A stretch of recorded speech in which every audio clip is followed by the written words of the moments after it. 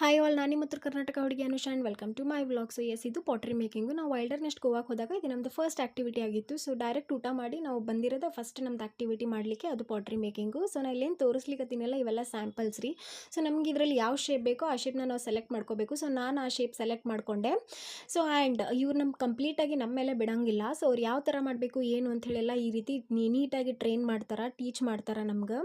So ಅದೇ ರೀತಿ ನಾವು ಮಾಡ್ಕೋತ ಹೋದ್ರೆ ಅದಕ್ಕೊಂದು ಶೇಪ್ ಬರ್ಕೋತ ಹೋಗ್ತದ್ರಿ.